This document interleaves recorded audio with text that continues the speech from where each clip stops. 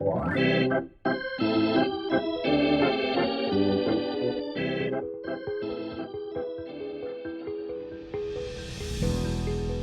a pitch on the way. He swings and fouls it off, and the man from Walla Walla will take that one home.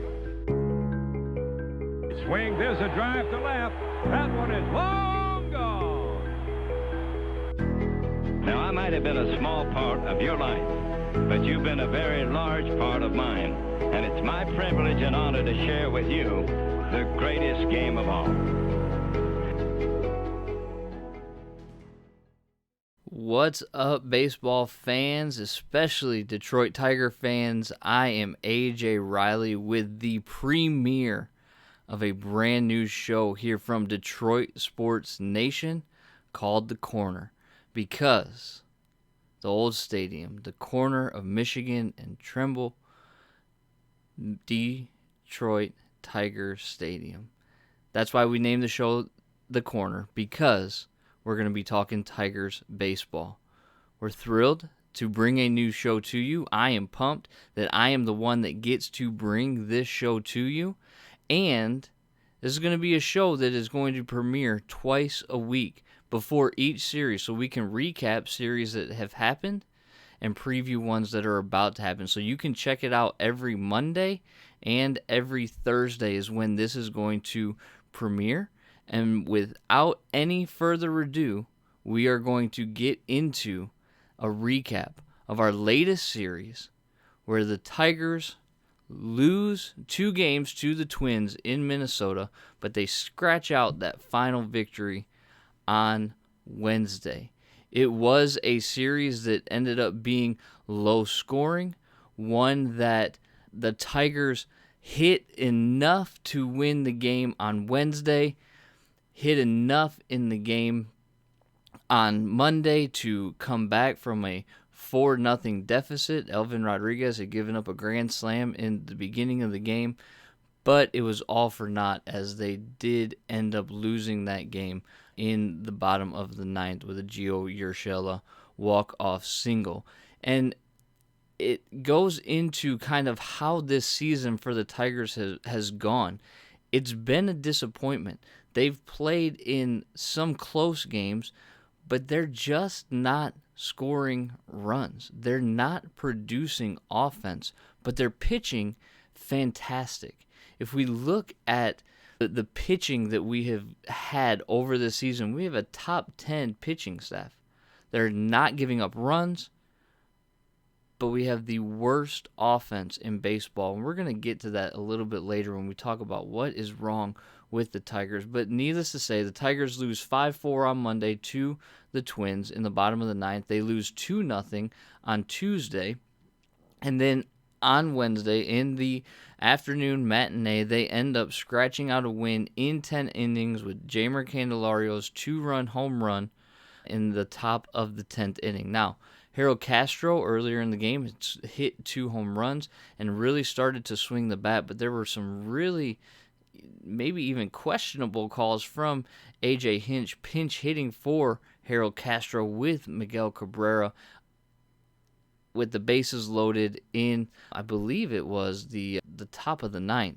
It was a crazy situation. Miguel coming off the bench cold, gets called out on a very close pitch, right at the knees, right over the heart of the plate. He complained a little bit, but it was way too close of a pitch to take, and I really questioned the decision there to bring in a cold Miguel Cabrera with the bases loaded instead of letting a hot Harold Castro swing the bat. Now, I totally get it, right? Like lefty-on-lefty matchup at that time. Caleb Thibar was pitching, so maybe you want to get that right-lefty matchup, but it could have cost them the game, is what it ended up being. It could have been.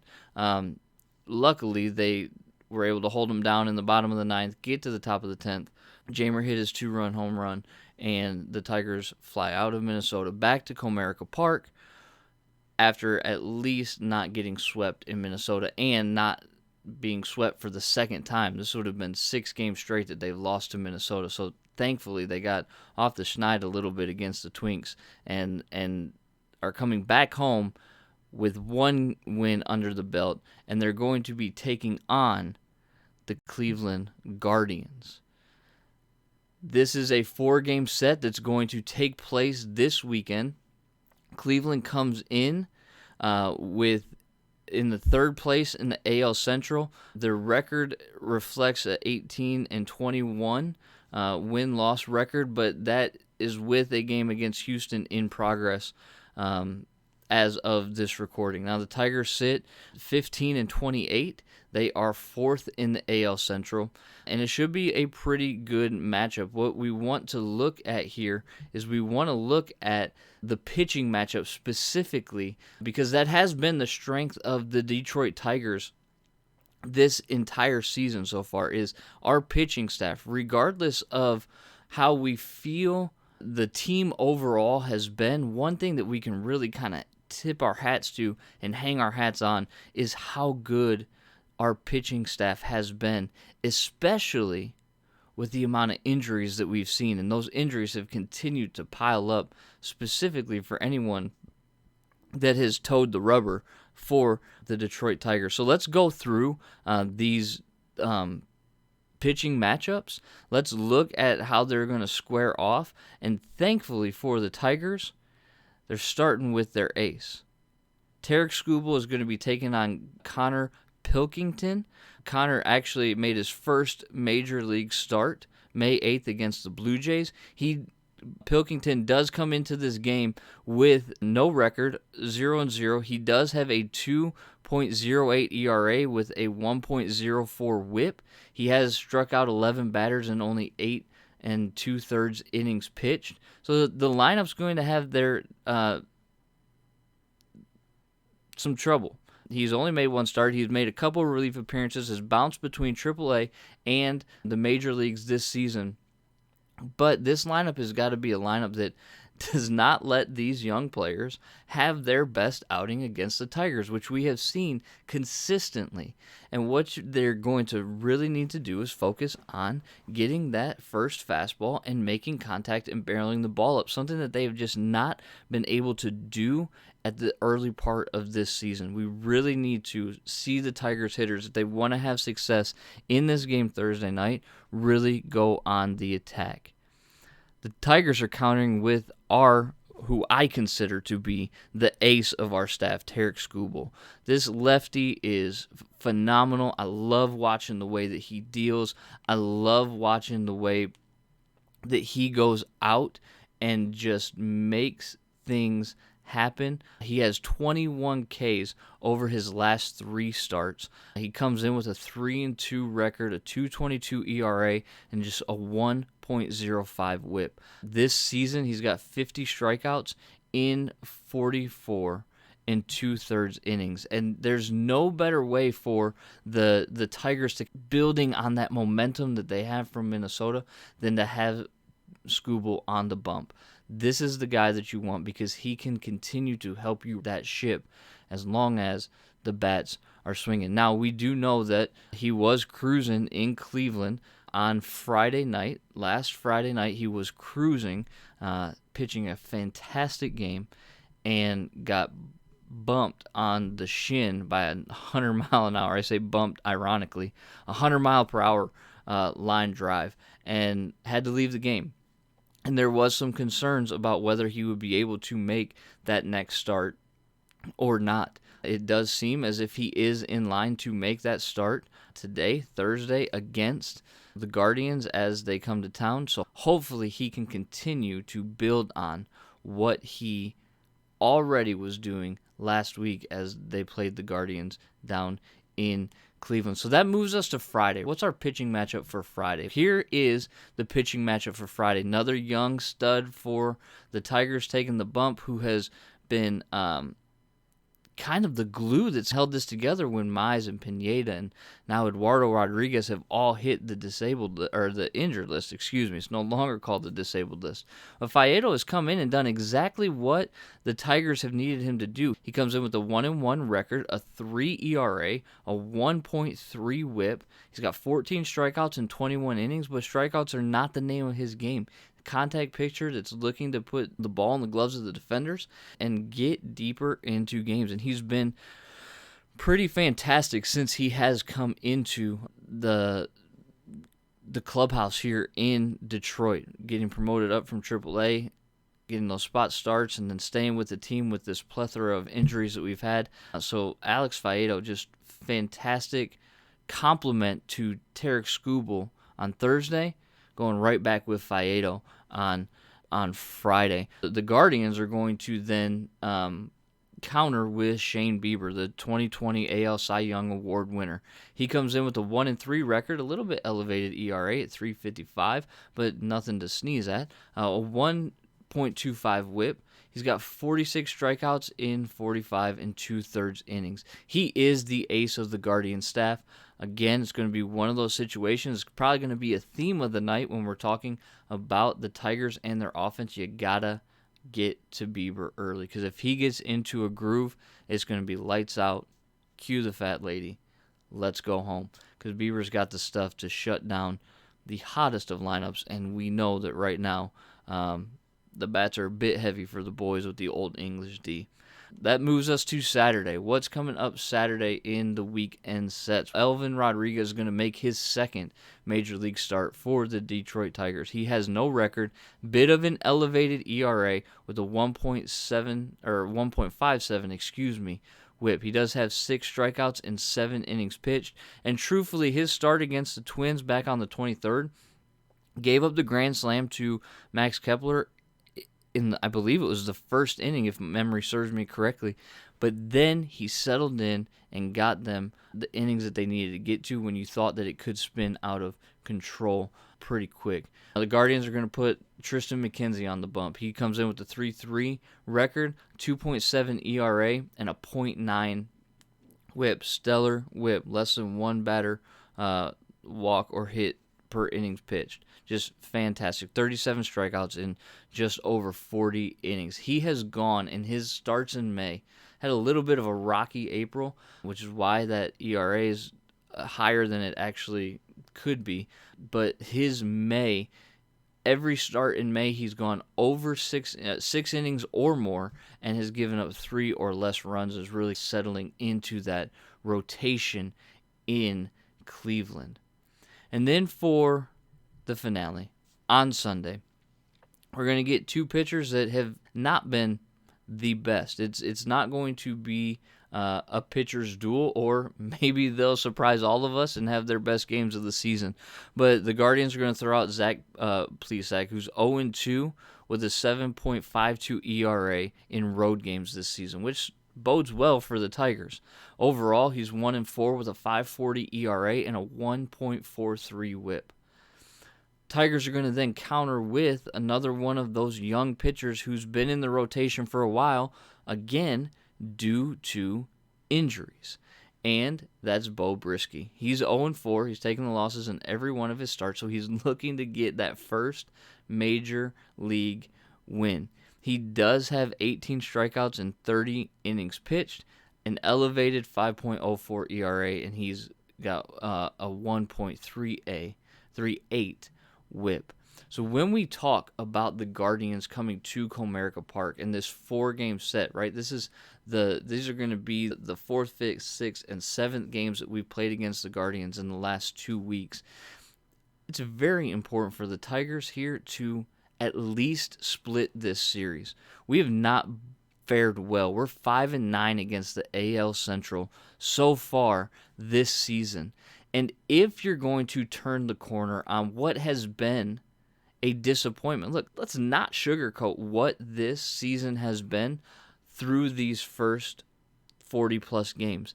It's not met expectations. And maybe those expectations were a little bit elevated.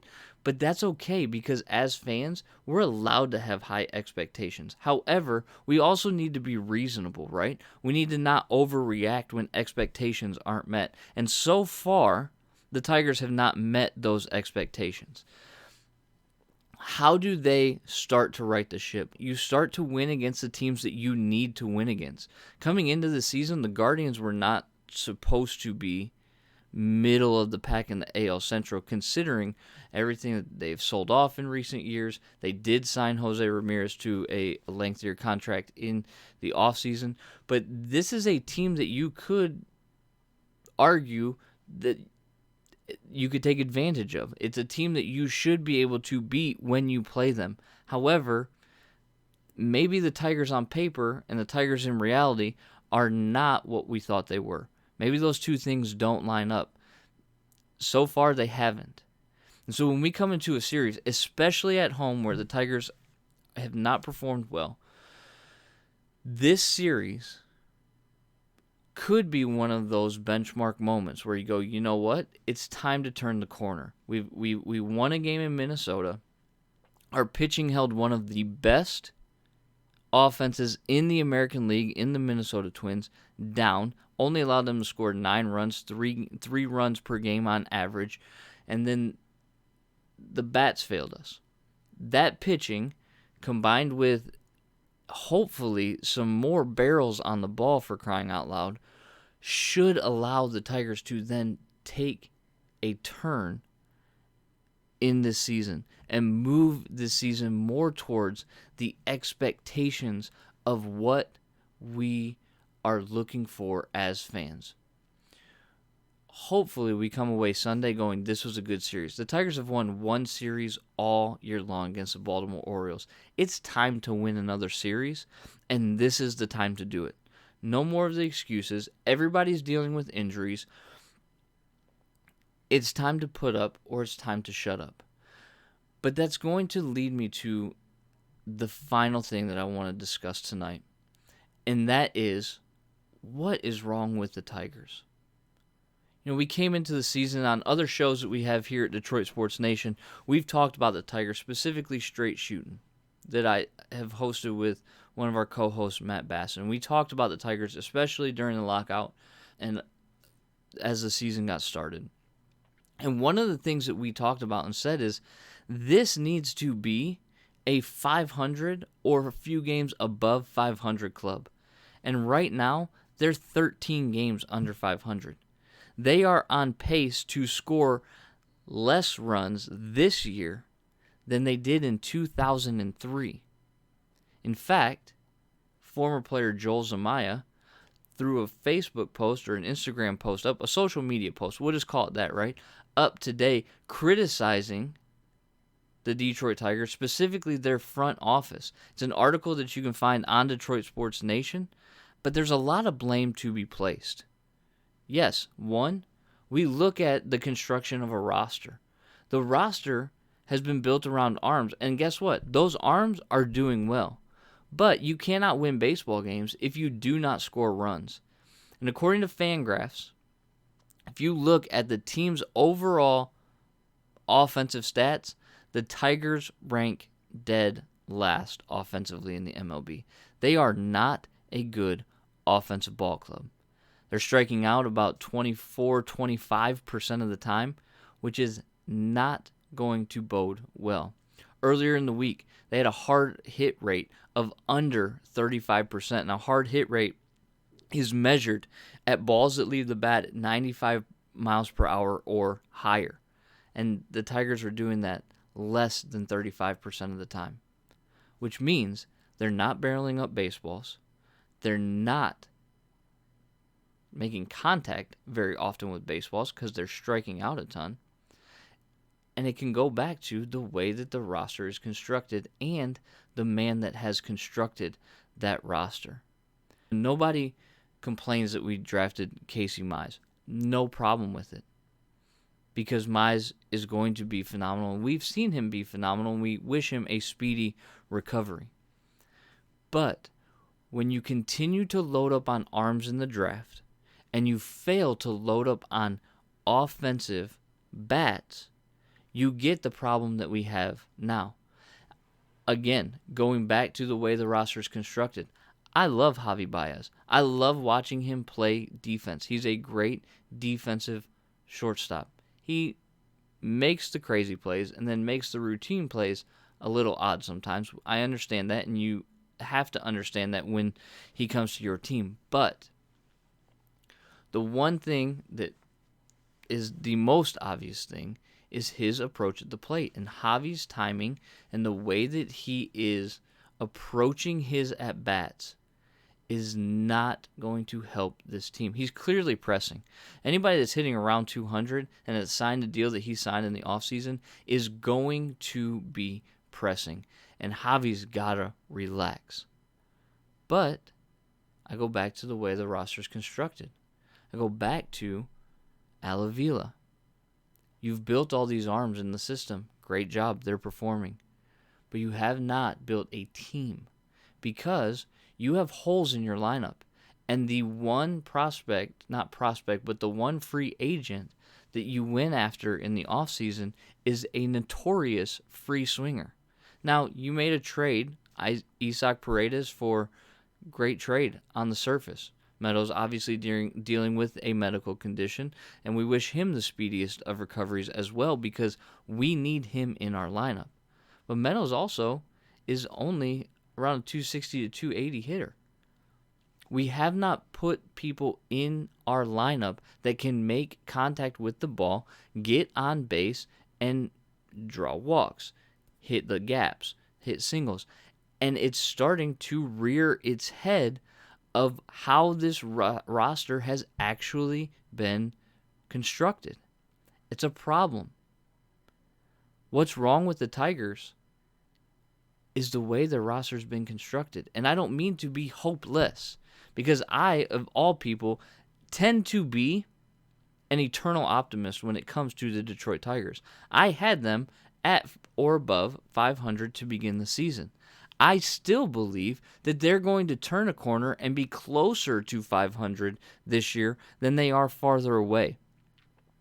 Even took a bet with somebody that they're not going to lose 90 games this season.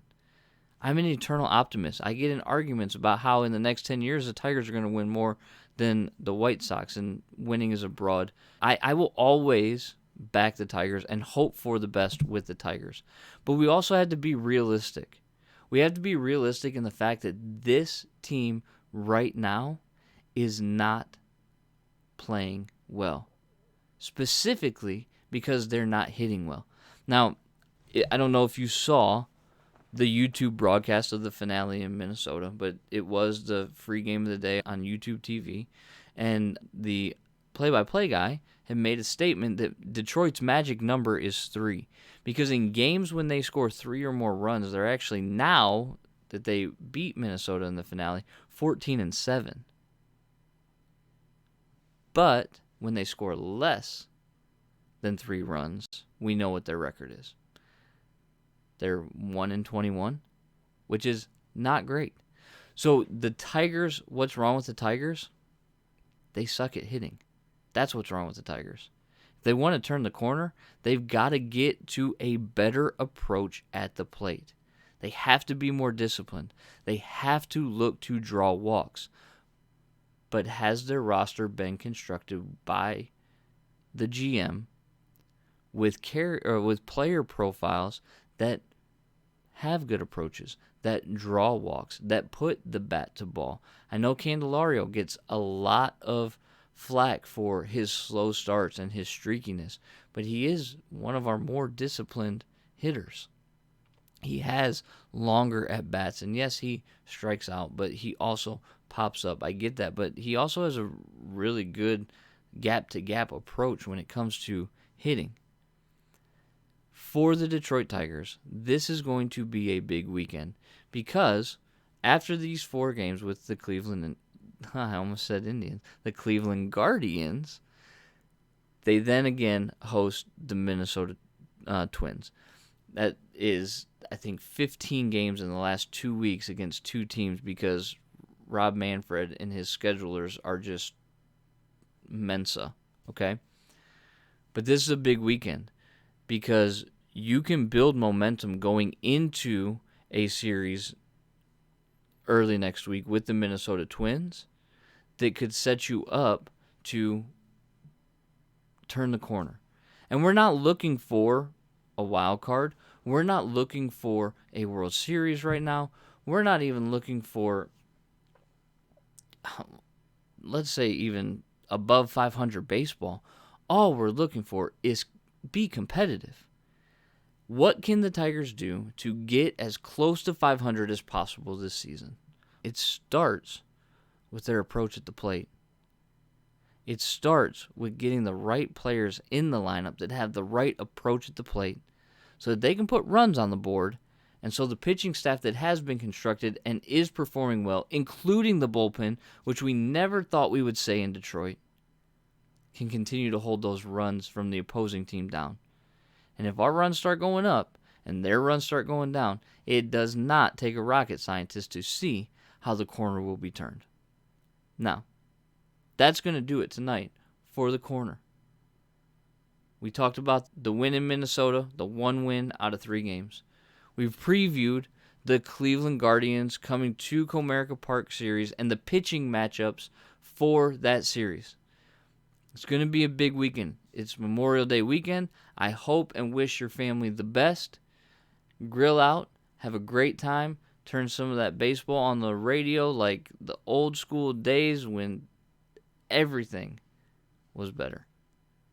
And we will see you before the next series on Monday here on The Corner. I'm AJ Reilly. Until next time.